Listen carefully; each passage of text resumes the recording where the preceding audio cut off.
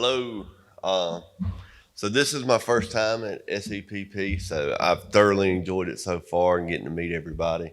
What I wanted to talk about was how we plan for success and how do we monitor success.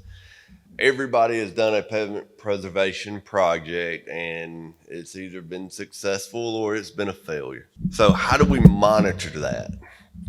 How do we determine what ended up being successful and what ended up being a failure? Because as the treatment is placed, we see quality work, but 2 or 3 years down the road, that the project ends up degrading faster than we expected.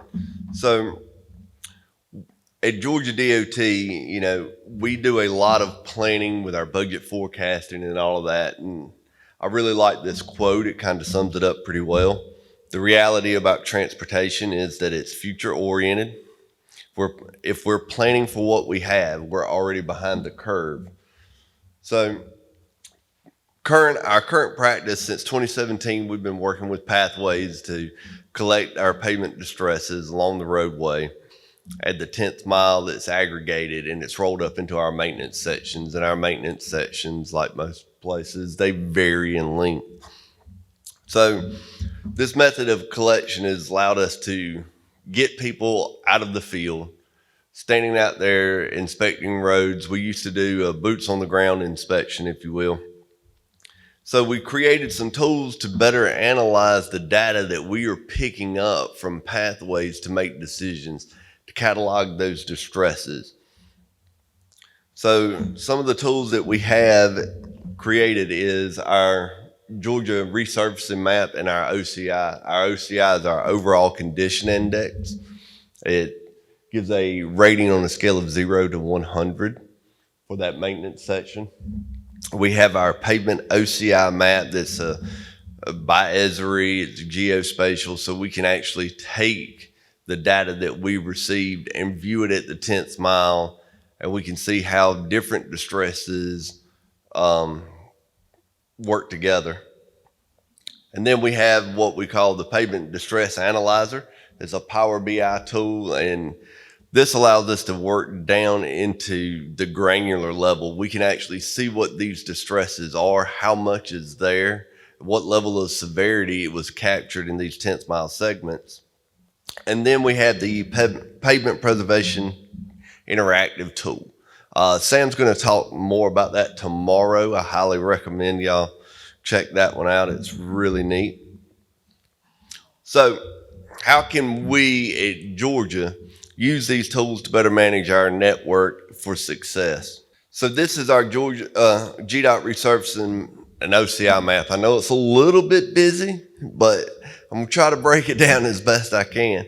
If you look up in the top right, you'll see the very multicolored map. That allows us to look at every project that we have been doing, every LET project that we have had since 2016, we have mapped out. So I can go by fiscal years because a lot of our planning, when you look at a long-term planning and a long-term forecasting, you're not really necessarily looking at, okay, this road this year rates this, I need to do this treatment. You're planning based off of life expectancy. I expect this pavement, this OGFC, I expect to wait 3 to 5 years and I'm gonna have to fog seal it. So as you're planning those budgets, you can actually go back and you can filter down what projects did I do and what fiscal year, what's that life expectancy supposed to be, so I can kind of narrow down what I'm working with. Then in the bottom right, we have our OCI map. This is color coded to work with our TAMP. So we can actually turn on both of those layers and we can see how routes from different fiscal years are working. Certain projects that were let in 2020 should show up green as according to TAMP. If they're showing up yellow, we can dig into those a little bit more. We didn't get the success that we wanted. Sometimes you're looking at one that was done in 2016. It should be as a fair condition according to TAMP. Well, it's still green. Why is that? What was the success there? We can kind of dig into that information. So kind of give you an example of planning for success. I wanted to show you this route. This is State Route 54 in Fayette County, just south of Atlanta. Fayette County has a lot of political influence, and this is a high priority route, 4-lane divided. It separates the city of Fayetteville and the city of Peachtree City. And so this route is a high priority by our classification, but by our elected officials, it would be more politically critical that we maintain this route. So, and I'm sure you all have that.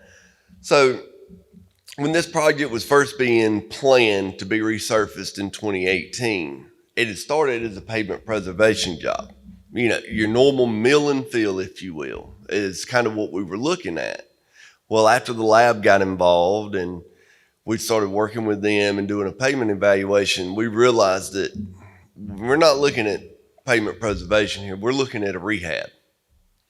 So we ended up investing a lot of money into this route, and we had to go down in the outside lanes 6 to 8 inches, mill out and fill back in.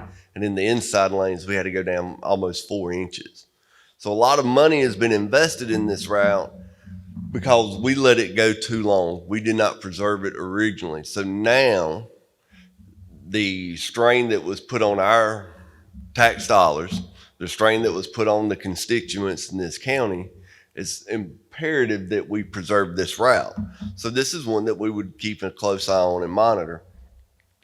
So here we can see that our OCI rating is an 88. We're in that window to start that first pavement preservation treatment to maintain that good state of repair.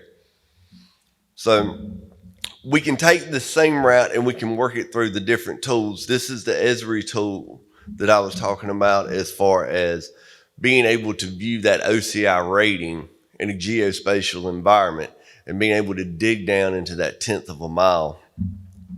So we can monitor, there's just so much. This thing is so powerful. You can filter down by your districts, your counties, your routes.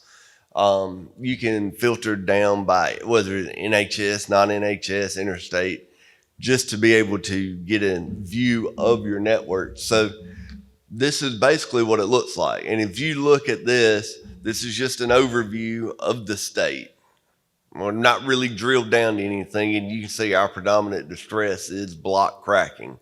I think a lot of people have that as their number one with these rigid pavements that we're getting. So we can take 54 through this tool, kind of give you an idea. So looking at this, we got 23% of block cracking. We got 7% edge distress. Our IRI is a 71. And we have a rutting of 0.11, so very minimum rutting. The biggest concern here is the edge distress and the block cracking.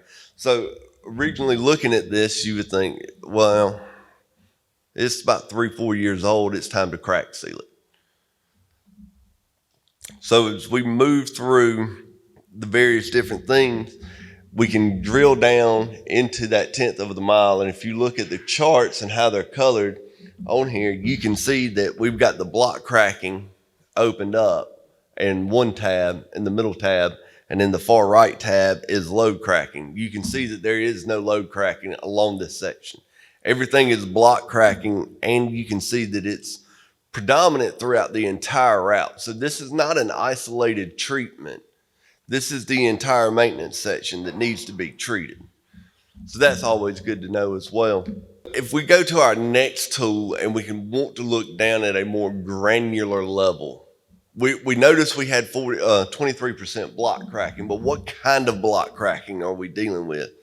This allows us to break that down even further here. Power BI is a very powerful tool. So we take this route and we're looking at it. As you can see, I've got level 1, level 2, and level 3 block cracking. What you're seeing is the level 1 is starting to propagate to a level 2 block crack. And from level 2, we're moving to that level 3. So you can see this pavement is slowly starting to deteriorate, and we're starting to lose that window. We're starting to see a little level 3 block crack come up.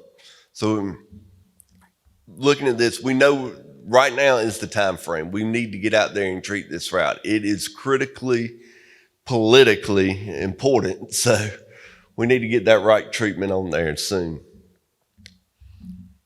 Then if we take our block cracking, we can actually view it against other distresses that we noticed. We noticed that we had an issue with edge cracking.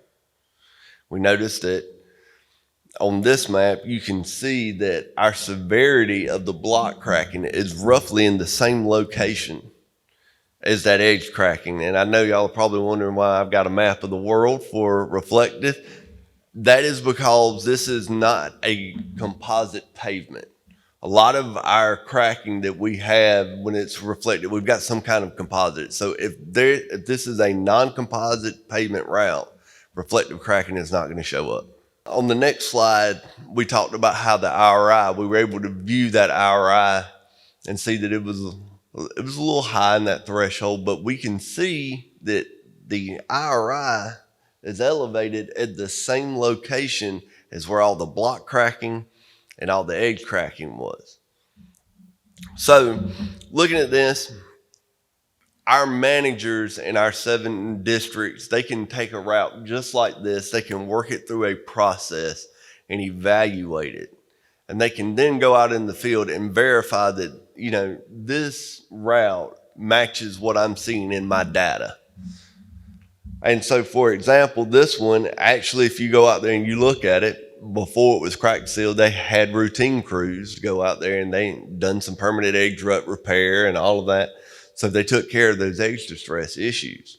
So we can see that this route is ready for crack seal.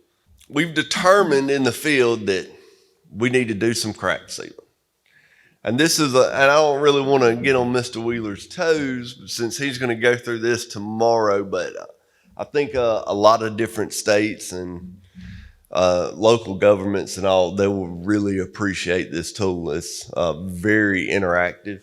You can kind of walk through different treatments and different options. But for the sake of not trying to jump into his lane tomorrow, I'm going to run through this very brief and talk about how we could use that State Route 54. So taking State Route 54, I would select that I need to do an asphalt treatment. I can sit here and say that, all right, my pavement rating is greater than a 75.